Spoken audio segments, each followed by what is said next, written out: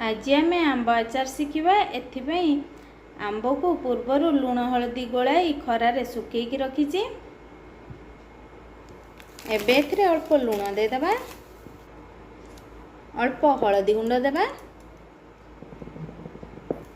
मेथी गुंड देबा, एबे एथिरे सोरिष गुंड देबा, एबे एथिरे पान मधुरी गुंड देबा, एबे एथिरे जुआणी गुंड देबा,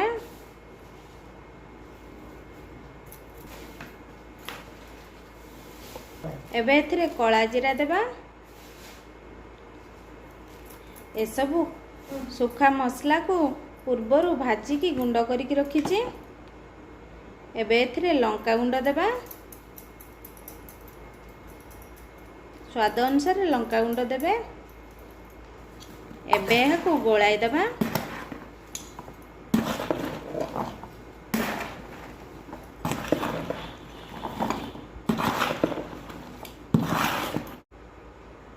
देखंतु आंबर सबु मसला भल भाव गोले हो जाइए। एबे एथिरे सोरिष तेल देबा, भल कलर आसिया पई रेड चिली दे देबा।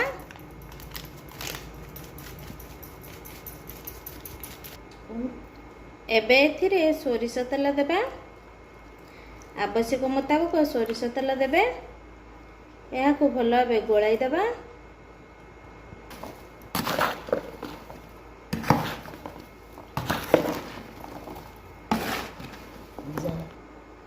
बेसी दिन आंब आचार रखापी एथिरे अल्प भिनेगार दे देबा। एबे एहाकु भल भाव गोलाई देबा।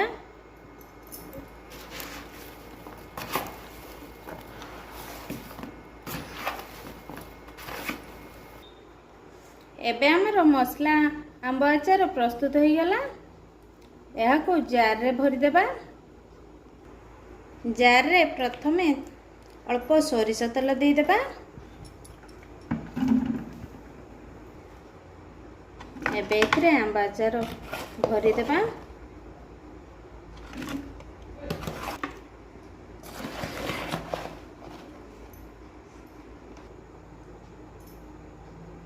एबे एथिरे सोरिष तेल दे देबा।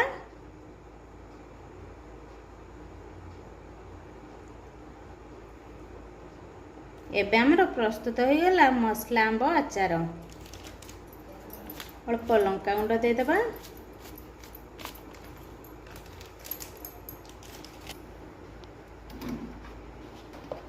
एहीपरि भाव आउ गोटे जार आंब आचार प्रस्तुत करनेबा।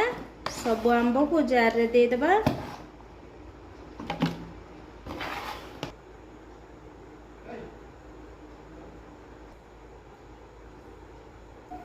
एबे हमर प्रस्तुत हो गला मसला आंब आचार। एबे एहाकु 3 रु 4 दिन खरारे रखिदेबे।